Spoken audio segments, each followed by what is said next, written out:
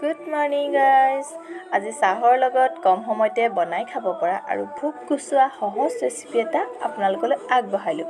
সান্দহ আৰু ভীমকলৰ লাড়ু। সান্দহ আৰু গুড় অলপ লৈ ল'লোঁ। এইফালে ভীমকল এআখি ঘৰৰে হয়, ইয়াতে এড কৰিলোঁ অলপমান মৌ আৰু পিছে সান্দহগুড়ি ঘৰত থাকিলেহে খাব পাৰি। বিহু বতৰতহে সান্দহ আজিকালি মানুহৰ ঘৰত পোৱা যায়। মই ঘৰৰ পৰা লৈ আহিছিলোঁ সান্দহগুড়ি কেইটামান।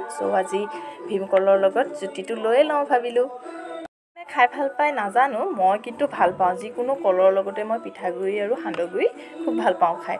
ইয়াতে অলপমান ঘিউ লৈ লৈছোঁ। গোটেইখিনি বস্তু মিলাই লৈ খুব ধুনীয়াকৈ এনেকৈ হাতেৰে, চামুচেৰেও কৰিব পাৰে, কিন্তু হাতেৰে খোৱাৰ সমান জুতি নোলাব মানে।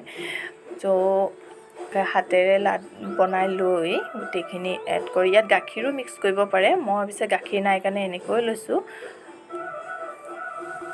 এনেকৈ সানি কিন্তু পিঠা বনাই খাব পাৰে, কল পিঠা যিহেতু মই খাই ভাল পাওঁ। এনেকৈ আজি লাড়ু বনাই খাম, আপোনালোকক দেখাইছোঁ। বস্তুখিনি খুব ধুনীয়াকৈ সানিব। এনেকৈ সানি লৈ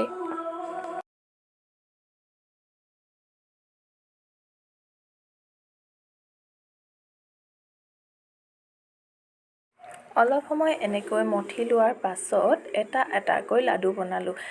আজি পিছে মই আমি দুটা মানুহেই, কিন্তু লাডুকেইটা অলপ সৰু সৰু কৰাৰ কাৰণে সৰহ লাগিছে, মানে কেইটামান হৈছে, কিন্তু ডাঙৰকৈ বনাই খাওঁ ক'লেও দুটা তিনিটাতে হৈ যায়। বহুতে কিন্তু ভীমকল খাই বেয়া পায় গুটি থকাৰ কাৰণে, মই পিছে বহুত ভাল পাওঁ। আৰু এনেকৈ লাডু বনাই খোৱাৰ পিছত ভোকটোও কম হয়। ধৰক চাহকাপ খাওঁতে চাহৰ লগতো মানে পেটটো ভৰি যায় আৰু মই খাই খুবেই ভাল পাওঁ। আৰু সেইকাৰণে আজি ভাবিলোঁ মই খাই ভাল পোৱা বস্তুটো আপোনালোককো দেখাওঁ। কোনে কোনে খাই ভাল পায় প্লিজ কমেণ্ট কৰিব। আৰু যিসকলে ভিডিঅ'টো চাই আছে চেনেলটো ছাবস্ক্ৰাইব কৰি দিব, ভাল লাগিলে লাইক কৰিব। আৰু পিছতীয়াকৈ বিহুৰ বহুত বহুত শুভেচ্ছা জনালোঁ অসমীয়া নৱবৰ্ষৰ লগতে। হৈ গ'ল লাডু। অকণমানিটো পিছে মোৰ অকণমানিজনীৰ কাৰণে বনাইছোঁ। তাই খাই ভাল নাপায়। আজি তাইক ফাৰ্ষ্ট টাইম সান্দহ আৰু কলৰ জুতিটো দিম। আপোনালোকেও খাই চাব। Bye bye.